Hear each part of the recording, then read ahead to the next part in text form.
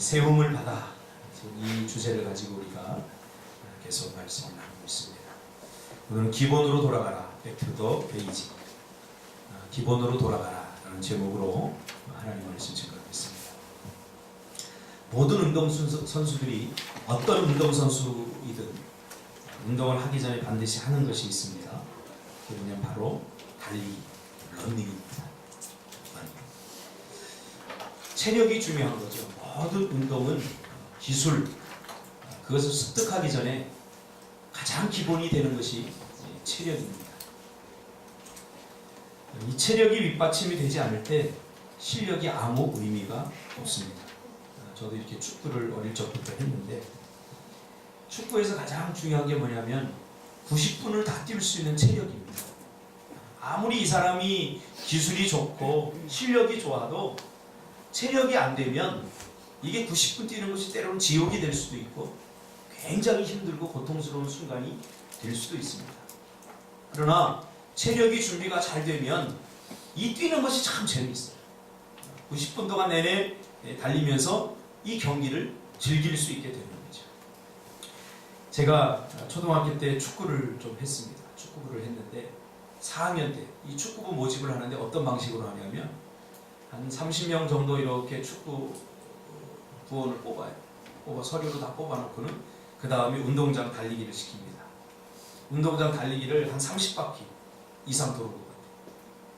그리고 맨 마지막에 남은 사람만 축구부로 뽑았어요. 이게 보니까 한 6명, 7명 이렇게 뽑히더라고요. 30명이 뛰었는데 어떤 사람은 5바퀴 뛰고 그만두고, 어떤 친구는 10바퀴 뛰고 그만두고, 어떤 친구는 15바퀴 뛰고 그만두고, 한 30바퀴 뛰니까 한 6명, 7명이 남았는데 그 사람을 뽑더라고요. 그러면서 그 감독이 하는 얘기가 자기는 어떤 기술보다 더 중요한 게 정신력과 체력이다. 이 이야기를 했던 것이 아직도 기억이 납니다.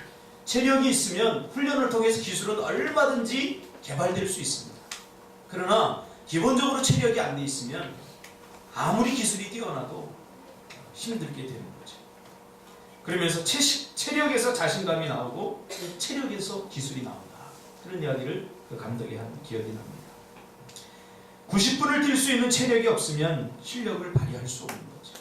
우리가 지난 2002년도 얼마나 감격하고 감동했습니까? 한국 축구의 기적이 일어났죠. 2002년 월드컵에서 우리나라가 4강에 들었죠. 그 중심에 바로 히딩크라고 하는 사람이 있었습니다. 이 히딩크 감독이 한국에 와서 제일 처음 한 것이 뭐냐면 전력 분석입니다. 한국 팀을, 그리고 한국 축구의 체질을 분석한 거죠.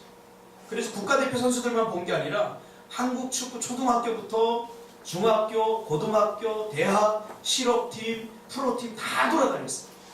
다 돌아다녔어요. 그 기간이 1년이 넘었어요.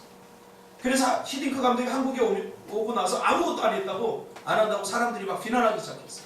돈만 축낸다고. 얼마나 비싼 돈 주고 데려왔는데 왜 지금 헛된 것에 눈을 돌리고 뭐 초등학교 가서 축구하고 중학교 가서 축구 교육하고 그러냐. 다 비난했어요. 히딩크 감독은 뭘 보기를 원했냐면 한국 축구의 부족함이 무엇인가 초등학교부터 중학교, 고등학교까지 다 전 방향적으로 보기를 원했던 거죠. 무엇을 초등학교 때부터 가리키나, 한국 축구의 체질이 무엇인가, 그것을 분석하기를 원했던 거죠. 그리고 내린 결론이 무엇인지 아십니까? 한국 축구는 기본이 약하다입니다. 한국 축구는 기본이 약하다.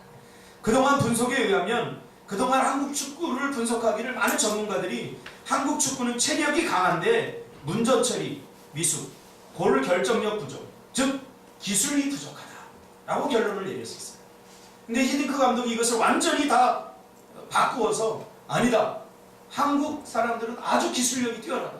그런데 기본적으로 체력이 안 되기 때문에 문전 처리, 미숙이 왜 생깁니까? 저도 축구를 해봐서 알아요. 슛을 해야 되는데 체력이 딸리면 슛한테 똥볼이 올라가요.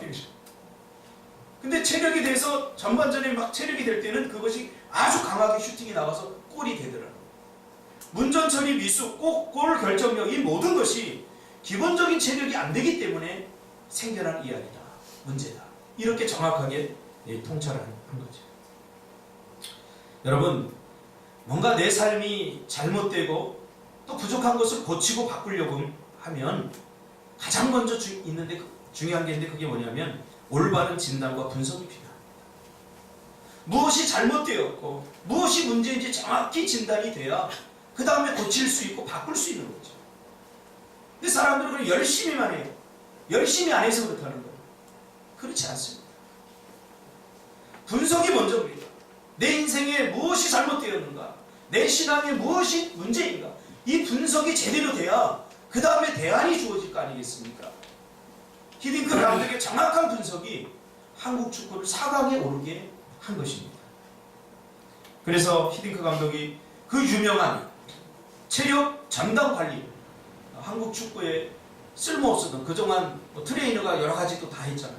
근데 전담 체력 트레이너를 비싼 돈 주고 들여와가지고 그 유명한 히딩크식 체력 관리에 들어갔습니다. 그래서 이영표, 박지성, 우리가 꿈에 그리던 EPL에 진출할 수 있었고 지금도 큰 업적, 한국의 축구의 황금기를 만들어냈습니다. 기초가 중요합니다. 기본이 중요합니다. 공부도 마찬가지입니다. 제가 왜 공부를 하고 싶지 않았느냐, 가만히 지금 돌아와 보니까 제가 기본이 잘 안 돼 있었어요. 그래서 미국의 공부는 쓰기, 읽기, 듣기, 말하기, 이 기본에 충실하게 합니다. 처음부터 뭐 가르치려고 안 하고 잘 듣느냐, 잘 쓰느냐, 잘 읽느냐, 이런 것들이 집중해서 오랜 시간 동안 가르친다. 유대인의 공부법은 딱 두 가지입니다. 생각하는 것, 그리고 질문하는 것. 이게 유대인식 교육의 핵심입니다. 그래서 어릴 적부터 이 아이들은, 유대인들은 생각해요. 질문하는 거예요. 질문을 왜 하겠어요? 생각하라는 거죠. 생각하라는 거죠. 그래서 어릴 적부터 계속 질문한다고 합니다. 질문하면 머릿속에서 다양한 생각을 하죠. 그 생각의 폭이 얼마나 넓어지겠습니까? 그게 기본이라는 거죠. 인생을 살아가는 데도 갖춰야 될 기본이 있습니다. 기본이 중요합니다. 제가 이제 한 50을 살고 보니까 느껴지는 게 있어요. 이게 뭐냐면, 인생에는 기본이 있습니다. 사람들을 만나도 기본이 되어 있는 사람은 촉촉촉촉 성장합니다. 근데 기본이 안 되어 있는 사람은 그 기본 때문에 정체됩니다. 제가 한 15년 동안 스키 캠프를 제가 직접 이렇게 애들을 가르치면서 또 스키와 상담을 같이 접목해서 한 15년 동안 했어요. 아이들 가면 스키를 제가 가르칩니다. 스키를 가르치는데 가장 중요한 게 자세입니다. 모든 운동은 자세이지만 그 자세를 잡기 위해서 기본적인 것을 하는 거예요. 처음엔 걸음마부터 배워야죠. 스키를 신고 걸어다녀요. 그 어떤 친구들 창피하다고 아유, 나이가 몇 살이니까 잘 안 걸어다니려고 그래요. 그러면서 이 걸음마를 보면서 요만한 아이들이 막 스키를 타고 저 산 위에서 막 달려오는 걸 보면서 나도 저러고 싶다. 그래서 저한테 그러죠. 목사님, 저도 탈 수 있는데 올라가서 타면 안 돼요? 이제 그래 타. 거기서 끝입니다. 끝입니다. 더 이상 스키가 늘지 않아요. 어느 정도까지 초급 코스는 잘 내려올 수 있어요. 중급 고급으로 가면서 기술을 요하거든요. 체력을 요하거든요. 그게 안 되기 때문에 힘든 거예요. 심지어는 아주 기본적인 것을 계속 반복하면 이거 하기 싫다고 포기하고 가는 사람들도 있어요. 왜 그래요? 기본이 안 돼 있으면 어느 정도까지는 올라갈 수 있는데 그 다음부터 올라간다는 것은 불가능한 것입니다. 그러므로 핵심을 정확히 아는 것과 그 진단에 맞는 훈련이 중요한 것이죠. 무엇이 문제인가? 우리 신앙생활과 우리 인생도 마찬가지입니다. 제가 리더스쿨이라는 것을 통해서 아이들을 지금 한 15년 이상 이렇게 키워봤습니다. 그래서 좋은 학교도 보내보고, 제가 이제 꿈의 학교라고 하는 대안학교로 이렇게 보냈는데 그 아이들이 참 잘 적응을 못해요. 참 탁월한 아이들이에요. 공부에 대해서 굉장히 탁월하고 잘하는 아이들이에요. 근데 학교를 들어가서 이게 잘 적응을 못해서 부모님들이 힘들어해요. 제가 그것을 봤어요. 보면서 뭐가 문제인가 제가 가만히 봤더니 기본기의 부족입니다. 공부는 잘하는데 그 학교에서, 대안학교에서 요구하는 공동체식이라든가 또 희생이라든가 헌신이라든가 또 규칙을 지키는 것이라든가 이런 성품 훈련이 잘 되어 있지 않아서 공부는 잘해서 갔는데 이게 적응을 잘 못하는 거예요. 교칙을 어기고 페널티를 맞고 그러면서 이 적응을 잘 못하는 것을 제가 봤습니다. 왜 그래요? 기본, 성품 훈련이 잘 안 됐기 때문에. 신앙생활도 기본이 있어야 됩니다. 기본기가 잘 되어 있는 사람은 신앙이 쑥쑥 성장하고 자라고 풍성한 인생의 극상품의 열매들을 맺게 되죠. 그것을 통해서 주인인 하나님을 기쁘게 하고 사람들을 기쁘게 할 수 있게 되는 거죠. 그러나 기본이 잘 되어 있지 않은 사람들은 신앙생활이 그저 힘들고 벅차기만 합니다. 어느 순간까지는 참 재미있어요. 신앙생활이 이것보다 더 재미있고 이것보다 더 행복한 게 없어요. 근데 어느 순간에 딱 직면하게 되면 더 이상 신앙이 성장하고 자라지 않기 때문에 새로움을 경험하지 못하는 거예요. 성장하고 자란다는 것은 내가 지금까지 경험해보지 못한 새로움들을 자꾸 보게 된다는 거거든요. 그러나 늘 똑같은 환경, 늘 똑같은 것만 보기 때문에 매너리즘에 빠지고 사람이 무기력해지는 거예요. 이게 성장하지 못할 때 나타나는 영적인 문제입니다. 또 성장하지 못하니까, 자라지 못하니까 당연히 신앙의 열매들, 인생의 열매들이 없죠. 그러면서 신앙생활이 힘겹고 버겁죠. 세상이 더 멋져 보이고 더 행복해 보이죠. 이게 신앙이 성장이 되지 않으면 나타나는 현상입니다. 한마디로 계속 세워져야 되는데 계속 세워지지 못하는 거죠. 오늘 본문에서는 세우다, 이스테벨리시라고 하는 이 말은 계속해서 세워진다는 말이에요. 계속해서 자란다는 거예요. 자란다. 지속적으로 성장한다는 뜻이죠. 하나님의 백성들이 지속적인 성장이 멈춰버리는 것은 오늘 사도 바울에 의하면 기본이 잘 되어 있지 않기 때문입니다. 사도 바울은 정확히 히딩크처럼 해석을 하죠. 이게 왜 문제가? 왜 초대교회들이 그렇게 복음 위에 교회들이 세워졌는데 그 작은 문제들 앞에서 이것도 이기지 못하고 이게 문제가 생기고 갈등이 일어나고 초대교회 성도들끼리 싸우고 교회에 분열이 일어나는가? 이것은 기본의 문제다. 그러면서 back to the basic, 다시 기본으로 돌아가야 된다고 사도 바울은 지금 이야기하고 있는 것입니다. 잠언 14장 19절에 보면 18절 19절에 보면 건강한 성도에 대한 비유와 건강하지 못한 성도에 대한 비유가 나옵니다. 18절에 보면 건강한 성도, 성장하는 성도를 시적으로, 은유적으로 이렇게 표현했습니다. 돋는 햇볕 같다. 아침에 태양이 떠오르고 이렇게 돋아오르면 얼마나 환해집니까? 캄캄했던 온 대지가 그 태양이 떠오르면서 다 밝아지는 거예요. 이것이 성도의 삶이에요. 내가 예수 믿으면, 내가 지속적으로 성장하면 내 주변이 환해지고 내 주위 사람들이 행복해지는 거예요. 이것이 의인의 삶이라. 돋는 햇볕 같아서. 의인의 길은 돋는 햇볕 같아서 점점 빛나서 원만한 광명에 이르거니와. 점점 성장한다. 시간이 흐를수록 점점 빛나는 그런 인생이 된다는 거죠. 그러나 그렇지 못한 사람은 19절에 보니까 시간이 흐를수록 무너지고 넘어지고 무기력해지는 것이 바로 그런 삶이라고 말합니다. 악인의 길은 어둠 같아서 그가 거쳐 넘어져도 그것이 무엇이든지 깨닫지 못한다 라고 19절에 말합니다. 영적 신앙의 기초가 든든하면 아무리 삶에 비바람이 몰아쳐도 요동치 않고 흔들리지 않습니다. 극심한 영적인 가뭄 속에서도 열매를 맺을 수 있다. 이것이 기초가 든든한 사람들의 모습입니다. 시편 1편을 통해서 우리는 이미 살펴봤습니다.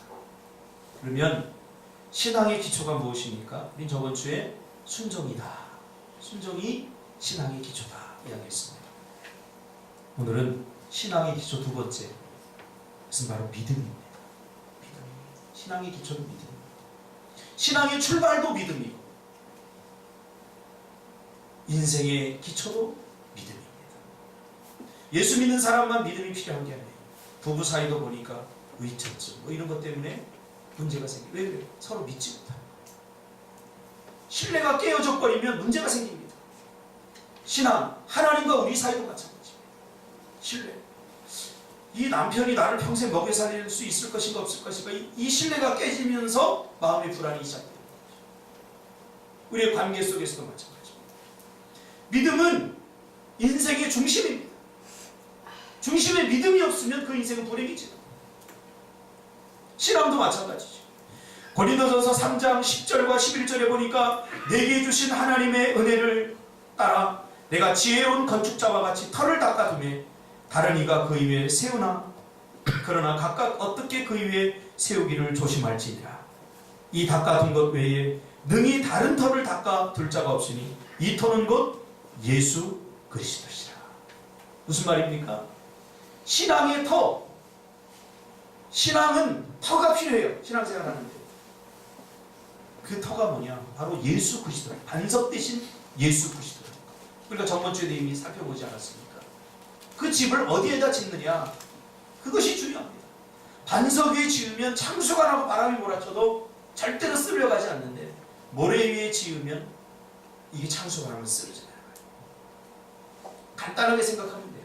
문제가 있고 어려움이 있을 때 내가 마음에 불안하고 요동치면서 뭔가 이게 불안하거나 그러면 우리는 기본으로 다시 돌아가야 돼요. 내 신앙의 근본 뿌리가 예수 그리스도라는 반석 위에 세워졌느냐 모래 위에 세워졌느냐. 아무리 우겨도 소용없어요. 아무리 우겨도 흔들리고 요동치고 한다면 반석 위에 세우지 않은 거예요. 반석 위에 세운 것은 분명히 이야기하잖아요. 마태복음. 절대로 떠내려가지 않아요. 잠시 동안의 의심, 잠시 동안의 불안은 올 수 있지만 그것에 매몰되지 않습니다. 결국 다시 일어섭니다. 반석 위에 세운 믿음. 우리의 신앙의 기초는 바로 반석 대신 예수 그리스도라는 사실입니다. 반석 대신 예수 그리스도를 한마디로 표현하면 뭐냐, 성경에서? 그것을 믿음이라고 표현할 수 있습니다. 반석 위에 세우라, 이 말을 다른 말로 표현하면 믿음이 위에 세우라. 베드로에게 이야기하죠. 사람들이 나를 누구라고 하느냐? 예수님이 묻죠. 주는 그리스도시요 살아계신 하나님의 아들입니다. 과연하시거나 복되도다. 내 인생을 이 반석, 너의 고백 위에 내가 세우겠다. 무슨 말이에요? 믿음 위에 세우겠다. 신앙의 기초는 바로 믿음입니다. 믿음이 없으면 아무것도 이룰 수 없습니다. 요즘 정신적인 문제들과 마음의 불안들이 많이 오는데 그게 왜 그러냐면 믿음이 깨어져서 그렇습니다. 무슨 공포증 뭐 이런 거 많죠? 포비아. 어떤 사람 가다 보면 길이 이렇게 올라올 것 같아요. 길을 믿지 못하는 거죠. 어떤 사람 가다가 이렇게 하늘을 쳐다보면 건물이 무너질 것 같아요. 건물을 믿지 못하는 거죠. 이게 얼마나 잘 살겠냐. 이 기초적인 불안들을 통해서 우리 인생에 불행이 오고 두려움이 오고 이렇게 오는 거죠. 그러니까 하나님은 우리를 만들 때 우리 안에 믿음을 주셨어요. 하나님을 신뢰하고 서로서로 믿고 사랑하고 살라. 근데 이게 깨어지면서, 죄로 말미암아 깨어지면서부터 이게 문제가 생기는 거예요. 사업을 하는 사람은 내가 사업을 하는데 이게 잘 된다고 하는 믿음이 있어요. 할렐루야. 그래 즐겁게 일하죠. 사업하면서 이게 잘 될 것인가 말 것인가, 안 될 수도 있겠다. 그러면 이게 전심전력할 수 있겠습니까? 못합니다. 우리가 흔히 믿음장이라고 말하는 히브리서 11장은 읽는 것만으로도 믿음이 생깁니다. 뭐라고 말합니까? 믿음으로 모든 세계가 하나님의 말씀으로 지어진 줄 우리가 안다. 무엇으로요? 믿음으로.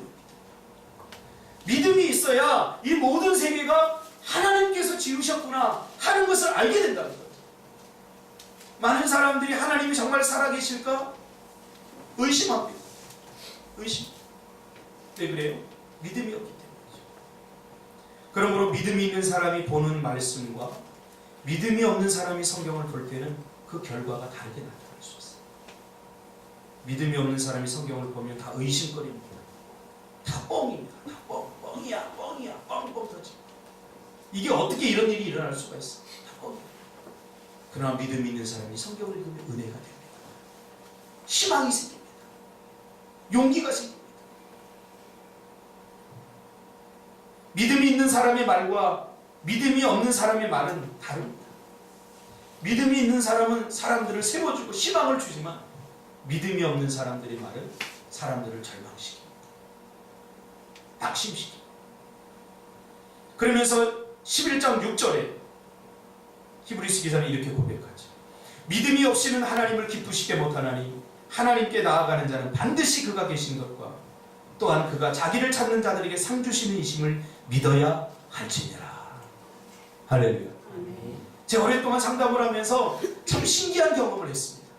어떤 경험이냐면 내담자들이 이렇게 와서 저와 이렇게 상담을 하면서 이야기를 합니다. 그럼 제가 문제를 딱 보면 이게 해결될 것인가 해결되지 않을 것인가 어느 정도 가늠할 수 있어요.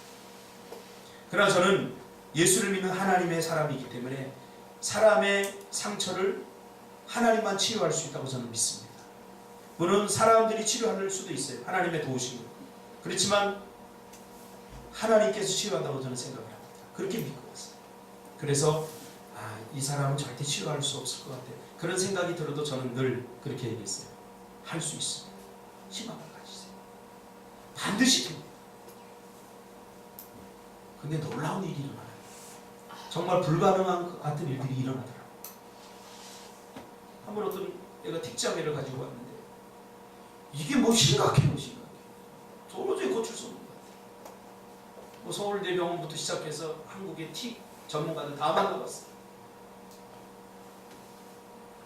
이 어머니도 이미 딱 봤는데 모든 걸 포기한 것 같아요.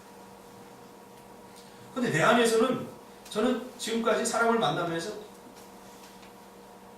이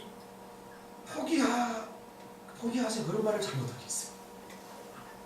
이게 잘 안 나와요. 그게 가슴이 아프기 때문에. 얼마나 절박했으면 왔을까.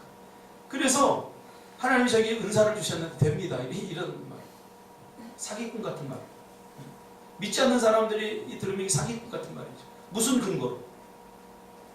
근데 저는 할 말이 있어요. 믿어지니까 믿어진 말을 하는 거예요. 고칠 수 있습니다. 할 수 있습니다. 얼마 전에 그 친구가 여기 걸어가는데 보는데요. 봤어요. 그랬더니 그 친구가 독특하게 하는 틱이 있었거든요. 안 하는 거예요. 그래서 키도 이만하게 컸어요. 야, 너 요즘 병원 안 다녀? 안 다녀요. 그럼 너 그거 고쳤어? 그랬더니 뭐요? 저 있잖아. 틱이라고 말을 못하는 그거 있잖아. 그 틱이요? 거의 안 해요.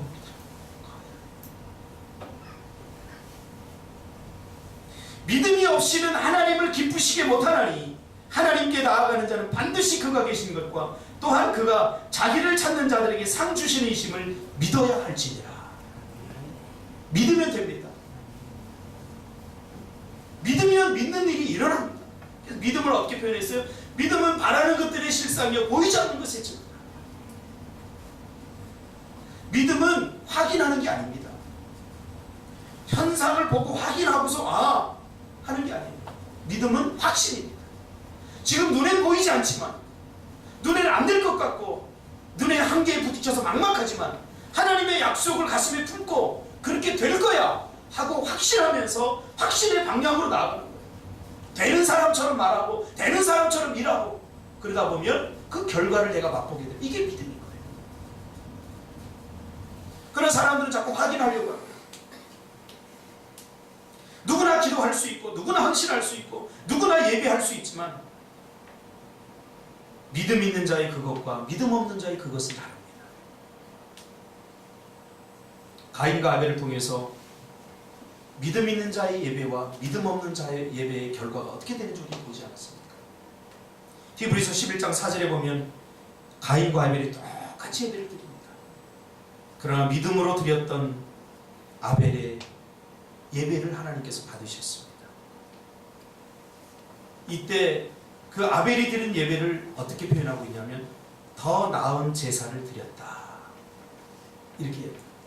더 나은 제사, 더 나은 삶, upgrade your life. 더 나은 삶은 믿음이 필요합니다. 믿음이 없이는 더 나은 삶, 지금보다 더 뛰어난 삶, 굿에서 베러가 되고 베러에서 베스트가 되는 삶은 꿈꿀 수가 없어요. 더 나은 삶은 믿음이 필요해요. 믿음이 만드는 거예요. 그렇지 않습니까? 성경이 지금 분명하게 얘기해요. 더 나아서 10년 전의 삶을 그대로 반복하고 있습니까 지금? 믿음이 없기 때문에. 여러분은 지금보다 훨씬 괜찮고 훨씬 멋진 인생이 될 수 있습니다. 그런 삶을 살 수 있습니다. 할렐루야. 그러면 믿음이 필요합니다. 믿음의 눈을 열어야 됩니다. 저는 개척을 하고 참 힘들었어요. 한 3년 동안 너무 고통스러웠어요. 사람들이 빠져나가고 나가면서 저에게 쏟아나온 말들이 그대로 상처가 돼요. 살아갈 힘도 없어요. 버틸 수 있었던 힘은 믿음이 있었기 때문입니다. 내어랜된 그때를 보면 저는 너무 고통스러웠지만 그러나 미래를 봤어요. 내 인생 여기서 끝나지 않을 거야. 한 5명, 6명 놓고 설교하면서 수백 명을 제가 놓고 설교하는 비전과 꿈을 꿨어요. 저번 주에도 제주도 땅을 갔다 왔어요. 다 가시밭이에요, 가시밭. 제가 지금 손 다 긁히고 염증도 생기고 가시 박힌지도 모릅니다. 가시밭이. 그러나 그 가시밭이 어떻게 멋진 땅으로 변화될지를 보았어요. 믿음이. 아, 여기는 뭐를 세우고 여기는 뭐를 하고 여기는 텃밭을 가꾸고 여기는 뭐를 합니다. 그래서 멀리 그걸 딱 보는데 한눈에 쫙 펼쳐지는데 가슴이 뛰어요. 저는 그곳에서 히어앤나우 그것만 보지 않았어요. 가시만 보지 않았어요. 그 가시를 걷어내고 그 땅을 일구고 거기에 세워질 건물들을 보고 그것을 봤어요. 가슴이 뛰어요. 여러분 뭘 보시고 낙심하십니까? 지금만 보면 낙심합니다. 믿음의 눈을 떠서 내일을 보시길 바랍니다. 할렐루야. 믿음이 있는 자는 똑같은 사건을 경험해도 다른 고백을 합니다. 믿음이 있는 자는 똑같은 것을 통해서 하나님을 보게 되고 하나님의 음성을 듣게 되고 깨닫게 되는 거죠. 열왕기하 6장에 보면 하나의 에피소드가 나오는데 아람이 이스라엘과 자꾸 싸우는데 번번이 져요. 아람이. 그러니까 아람 왕이 열받은 거예요. 왜? 우리가 무기도 더 좋고 군대도 더 강력하고 이스라엘 보니까 뭐 별 볼일 없는데도 자꾸 이기는 거야. 그래갖고 스파이를 보냈어요. 스파이를 보내가지고 야, 왜 도대체 이스라엘이 우리를 이기는지 한번 가서 연구를 해봐라. 스파이들이 잘 무기를 다 보고 전력과 군사력을 다 보고 이게 이길 만한 뭐가 없는 거예요. 근데 마침 스파이들이 발견했어요. 누구를 발견했어요? 엘리사를 발견하죠. 엘리사가 깊이 기도하는데 아람 군대가 어떤 작전을 가지고 어떻게 공격하는지 하나님이 다 가르쳐 주셨어요. 엘리사에게. 그러니까 엘리사가 그것을 딱 보고 있다. 아, 아람이 이번에 일로 오니까 그 골짜기에 매복했다가 공격하면 이기겠다. 이미 아람 군대 모든 전략이 다 노출된 거예요. 그래서 스파이들이 가서는 아람 왕에게 그러는 거예요. 아람 왕이시여, 내가 가보니까 이스라엘은 우리보다 군사도 적고 무기도 적고 우리를 절대 이길 수 없습니다. 근데 저들이 어떻게 이기냐 하면 엘리사라고 하는 사람이 있는데 그가 기도하니까 모든 전략과 모든 계책을 하나님이 다 알려주시는 것 같아요. 그러니까 엘리사가 문제니까 엘리사만 없으면 이스라엘은 우리가 충분히 이길 수 있습니다. 아, 그래? 그래가지고 엘리사가 그럼 어디 있는지 봐라. 가만히 보니까 도단성이라는 데 엘리사가 딱 있거든. 그래갖고 밤에 이 아람 군대가 수십만 명이 가가지고 이 도단성 크지 않아요. 작아요. 그 도단성을 2배, 3배, 4배, 5배 다 보여요. 개미 한 마리 못 가잖아. 그리고서는 이제 아침에 일어났는데 엘리사의 종이 성벽에 딱 올라가서 보니까 아람 군대가 막 겹겹이 둘러 싸우고 있는 거예요. 큰일 났다. 그래가지고 이 엘리사의 종이 자고 있는 엘리사를 큰일 났어. 우리 다 죽게 생겼어. 왜? 지금 아람 군대가 지금 겹겹이 포위해서 우리가 도저히 빠져나갈 수 없어. 여기서 우리는 죽을 겁니다. 엘리사는 여유가 있죠. 왜? 믿음의 눈을 들어서 보니까 뭔가 보았던 거예요. 그래서 엘리사가 기도하죠. 하나님, 저 종의 눈을 열어. 이 눈을 열어라고 하는 표현은 믿음이라고 하는 말을 표현할 때 쓰는 히브리어와 비슷합니다. 그 어원이 같습니다. 믿음의 눈을 열어.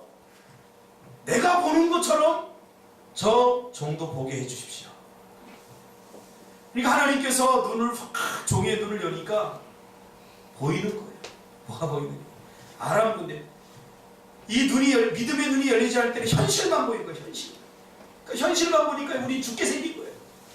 근데 믿음의 눈을 딱 여서 보니까 아람 군대 뒤에 하나님의 군대가 불말과 불병거를 겹겹이 싸가지고 니네 엘리사만 공격하기만 했는데 확 쓸어버려 하고서 째려보고 지켜보고 있는데 아람 군대 정도는 뭐 아무것도 없어요.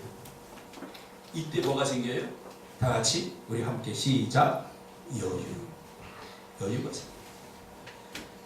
인생의 문제에 아람 군대가 둘러싸도 그 뒤에 하나님의 거룩한 군대가 둘러싸여 있다는 것을 보면 여유가 생겨요. 그 문제에 매몰되지 않아요.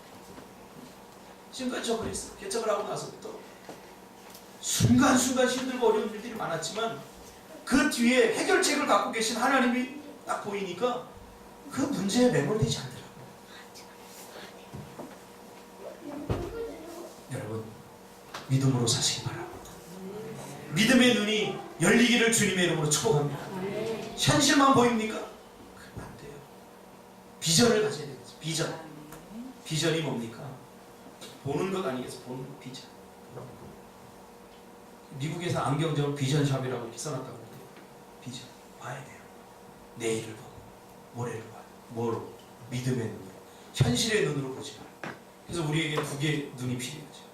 하나는 현실을 보는 눈과, 또 어떤 사람은 현실을 너무 못 보는 사람이 있어요. 그런 과대망상증 환자가 되는 거예요. 한쪽으로는 현실을 보고, 한쪽으로는 비전의 눈으로 보고 해서 종합, 통합. 현실을 보면 두렵고 떨려요. 불안해요. 우리 젊은이들 이제 취업 안 되잖아요. 휴업아, 불안하지. 믿음의 눈을 열면 하나님의 계획하심을 볼 수 있고 하나님의 음성을 듣게 되고, 왜 내가 지금 여기에 서 있는가 깨닫게 돼요. 그러면 조급하고 이게 아니라 뭐 좀 마음에 여유가 생기게 돼요. 히브리서 11장 7절에 보니까 노아가 또 나옵니다. 믿음으로 살았던 사람 노아. 노아를 평가하기를 어떻게 얘기하냐면, 노아는 아직 보이지 않는 일, 아직 보이지 않아요. 아직 보이지 않는 일에 대한 경고하심을 받아 경외함으로 방주를 준비하여 그 지구를 구원합니다. 여러분, 살다 보면 한 가정에 문제가 오기도 합니다. 그 가정의 문제를 해결하는데도 나의 믿음이 필요합니다. 내가 믿음이 있으면 가정을 구원할 수 있습니다. 할렐루야. 아멘. 내가 믿음이 있으면 민족도 구원할 수 있습니다. 아멘. 내가 믿음이 있으면 내 회사를 구원할 수 있어요. 내 직원들을 먹여 살릴 수 있어요. 야, 비가 오겠다. 내가 세상을 심판하려고 한다. 그러니 방주를 준비해라. 노아에게 하나님께서 얘기하죠. 그런데 비는 안 와요. 몇 년 동안? 120년 동안 안 왔어요. 120년 동안 기다린 사람. 그때는 오래 살았으니까 기다릴 수 있었던 힘이 어디 있습니까? 노아는 하나님을 전적으로 신뢰했어요. 전적으로 신뢰. 믿고 싶을 때만 믿은 게 아니라 정말 믿음이 필요할 때는 믿어지지 않을 때 아닙니까? 제가 의처증 사람들도 이렇게 상담을 해보면 이 사람들은 늘 의심하는 것이 습관이 돼 있어요. 뭘 조금 하면 의심해가지고 뭘 자꾸 뒤져고 뭘 추적하고.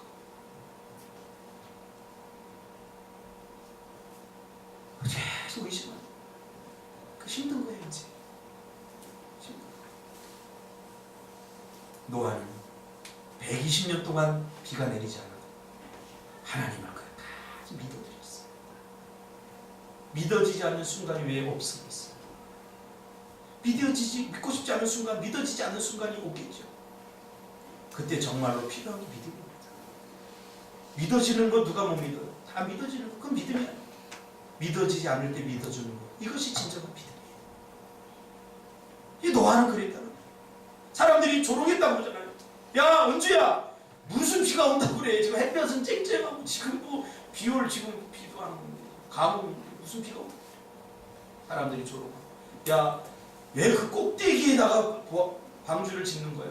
물이 거기까지 설마 올려오고 거기까지 물이 차면 다 죽어. 그런 날은 오지 않아. 사람들이 조롱하고 사람들이 이성적으로 공격을 해도 노아는 절대 하나님을 의심하지 않고 믿어드렸다.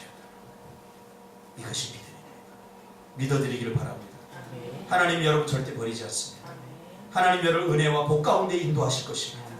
하나님 절대로 여러분 망하게 하지 않을 것입니다. 아멘. 이걸 믿으시길 바랍니다. 저는 여기에 대한 믿음이 있어요. 그래서 제가 힘들 때마다 항상 나한테 던지는 질문이 뭐냐면 하나님은 살아계신가? 제가 금요일에도 설교했지만 두 가지를 물어보죠. 하나님 살아계신가? 오케이. 그리고 하나님의 일은 하나님께서 하십니다. 아, 이 마음이 얼마나 편합니까? 그럼 내가 조급하고 하나님 이거 아니면 안 됩니다. 막 그러면서 막 금식하고 하나님을 막 협박하고 했던 거 아니, 금식 안 해도 되겠다 이제. 하나님이 하시는데 하나님이 나를 얼마나 사랑하시고 하나님이 여러분들을 얼마나 사랑하시는데요. 여러분의 사업이 망해가고 있고 여러분의 사업이 안 되는데 하나님 뒷짐지고 우리 고생하는 거 보면서 즐기시는 그런 싸구려 신앙이 아니에요. 누구보다도 마음 아파하시고 누구보다도 여러분이 잘 되기를 그토록 애쓰시는 분이라는 거예요. 그럼 내가 해야 할 게 뭘까요? 내가 뭘 잘못했고 내가 바꾸고 고쳐야 될 게 뭘까요? 하나님은 고난을 통해서 우리를 바꾸고 고치기 원하셔요.